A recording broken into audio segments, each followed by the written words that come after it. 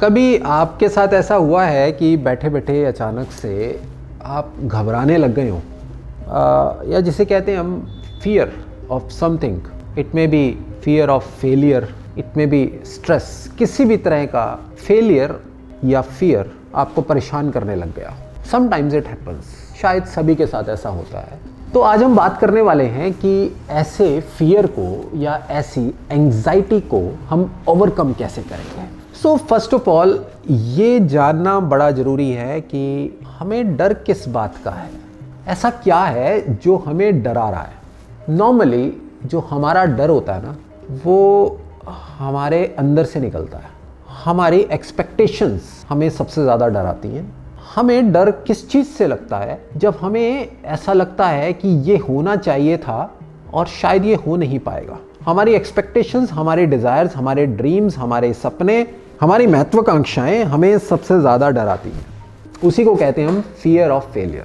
Failure का डर हमें बहुत ज़्यादा स्ट्रेस में डाल देता है, नर्वसनेस में डाल देता है। मैं ये जॉब के लिए प्रिपरेशन कर रहा हूँ, अगर मुझे जॉब ना मिले तो मेरा क्या होगा, मेरी फैमिली का क्या होगा। मैं बिज़नेस कर रहा हूँ, बिज़नेस में मुझे बहुत ज़्यादा फेलियर मिल गई तो मेरा क्या होगा। आप किसी भी पर्पज़ के लिए लगे हैं ना, तो आप उससे जुड़े बहुत सारे सपने बनाने शुरू कर देते हैं। फैमिली में जब आप होते हैं तो आप अपने फैमिली मेम्बर से एक्सपेक्ट करने लग जाते हैं कि ये सब लोग मेरे साथ रहें और ये सब लोग मेरे लिए मेरे साथ एक यूनाइटेड होकर काम करें।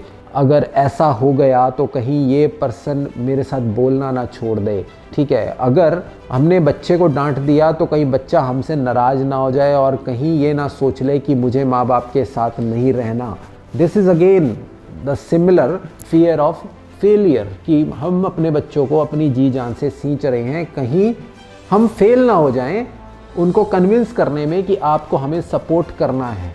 और फ्रेंड्स, ये जो फेलियर का जो फियर है ना, ये आपको बहुत सारे गलत काम करने पर भी मजबूर करता है, बहुत सारी ऐसी चीज़ों को सपोर्ट करने के लिए मजबूर करता है जो आपको नहीं करनी चाहिए।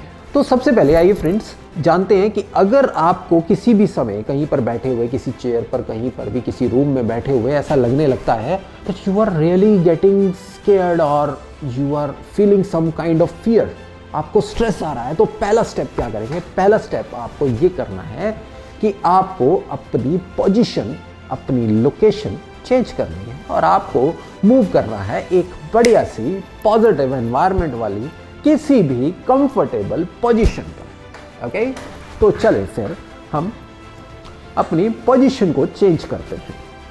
तो फिर हमने अपनी आज पोजीशन को चेंज किया है और मैं ये वीलॉग जो है ना आज वाला, I will be speaking while walking. Why? So what you have to do, आपको अपनी पोजीशन को चेंज करना है सबसे पहले। जब आप अपनी पोजीशन को चेंज करते हैं तो आपको थोड़ा सा कंफर्टेबल महसूस होता है और आप अपने इर्द गिर्द कुछ एक्स्ट्रा चीज़ों को नोटिस करना शुरू करते हैं, उनको महसूस करना शुरू करते हैं। अगर आपको किसी एक पर्टिकुलर घर में, किसी एक पर्टिकुलर शहर में, किसी पर्टिकुलर लोगों के साथ नर्वसनेस या स्ट्रेस महसूस होता है तो आपको कुछ दिन के लिए उन लोगों को छोड़ देना चाहिए, बदल देना चाहिए, किसी दूसरे शहर में चले जाना चाहिए, किसी दूसरे दोस्त के यहाँ पे जाके 2-3 दिन रहना चाहिए या अपनी लोकेशन को चेंज करना चाहिए, किसी जगह आउटिंग पर घूमने के लिए निकल जाना चाहिए। तो ऐसी जगह जाकर आपको पॉजिटिविटी आती है, आपका जो स्ट्रेस है ना, आपका जो एंग्जाइटी है बहुत ज़्यादा, जो परेशान हो रहे हैं, उत्तेजित हो रहे हैं आप कि ये मेरे को सक्सेस मिलेगी नहीं मिलेगी, मेरे को ये जो मेरे माइलस्टोन्स हैं अचीव होंगे नहीं होंगे, तो उनको रिलीव करने में आपको मदद मिलती है। इससे अगला स्टेप जो हमें करना चाहिए दैट इज़, आप जिस भी देवी देवता या भगवान की पूजा करते हैं आपको थोड़ी देर पीसफुली आइज़ क्लोज करके बैठना चाहिए और उस गॉड या गॉडेस या जो भी आपके इष्ट देव हैं उनको थोड़ी देर याद करना चाहिए, बिना किसी भी मन में स्वार्थ को लिए या इच्छा को लिए। सिर्फ उनको याद करना चाहिए और ये सोचना चाहिए, विचार करना चाहिए अपने इतिहास पर कि आज तक आपको उनसे क्या मिला है, आपके एक्सपेक्टेशंस क्या हैं, फ्यूचर में क्या लेना चाहते हैं, क्या पाना चाहते हैं, क्या आपके माइलस्टोन्स हैं, किन गोल्स को आप अचीव करना चाहते हैं, आपकी क्या डिज़ायर्स हैं, उन सबको छोड़ दीजिए। आपको सिर्फ ये देखना चाहिए कि मुझे आज तक क्या मिला है। क्या आप वन पीस में अपनी जगह पर खड़े हैं? क्या आपका परिवार आपके साथ है? क्या आपने ज़िंदगी में ग्रोथ की है? क्या आप आगे बढ़ रहे हैं ज़िंदगी में? अगर आपको आंसर मिलता है यस कि सब चीज़ें आज तक अच्छी रही हैं, तो निश्चिंत रहें, आगे भी अच्छी रहेंगी।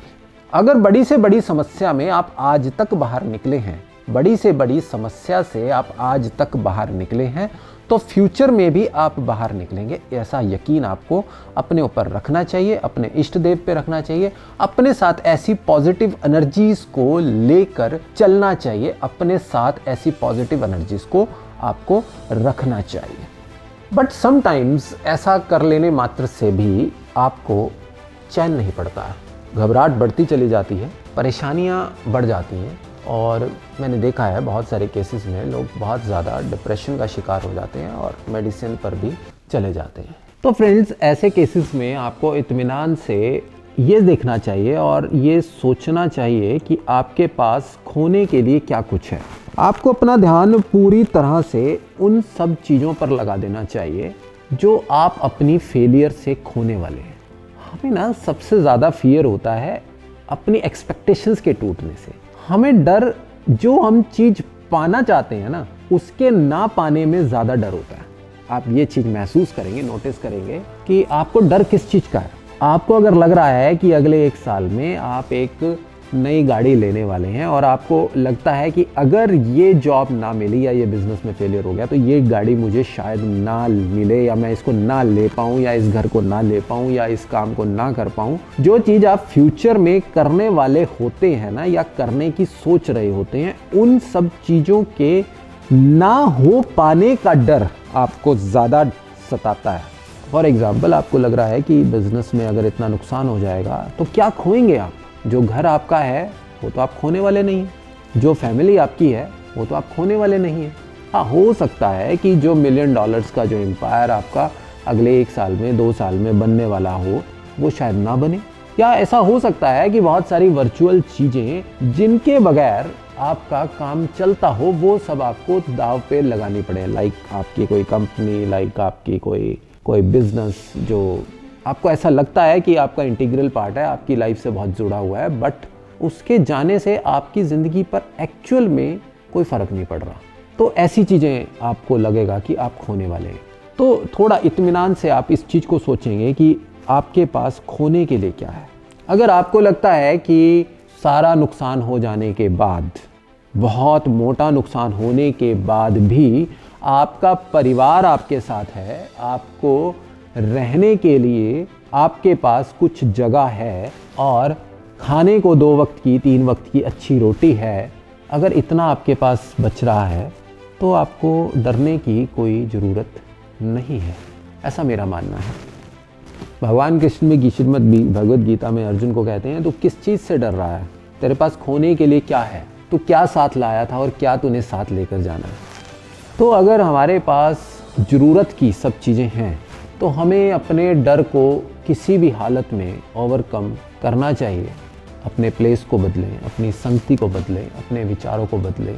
सबसे बड़ी चीज़ होती है अपने आप को पॉजिटिव रखें, क्योंकि पॉजिटिव जब आप होते हैं ना, आपके अंदर से एक पॉजिटिव एनर्जी निकलती है, वो आपके कामों को भी बनाती है। जब आप पॉजिटिव होते हैं ना, तो लोग आपसे अपने आप अटैच होना शुरू होते हैं, कनेक्ट होना शुरू होते हैं। जब आप पॉजिटिव होते हैं ना, पॉजिटिव बातें करते हैं कि सब ठीक है, सब अच्छा है, भले ही सब ठीक ना भी हो, सब अच्छा है, सब बढ़िया है, सब कुछ अच्छा है, तो लोग आपके साथ अपने आप जुड़ने लगते हैं, कनेक्ट होने लगते हैं। So positive thinking always help you to grow, कुछ अचीव करने में आपको हमेशा हेल्प करती है। तो फ्रेंड्स, ये है वो तरीका जिसका यूज़ करके आप अपने फियर को ओवरकम कर सकते हैं। अपने जो डर होता है ना, आपके अंदर के जो डर हैं, उनसे आप लड़ सकते हैं। तो फ्रेंड्स, आज के लिए इतना ही। मिलते हैं फिर किसी और अच्छे विचार के साथ किसी और अगली नेक्स्ट वीडियो में। Bye bye.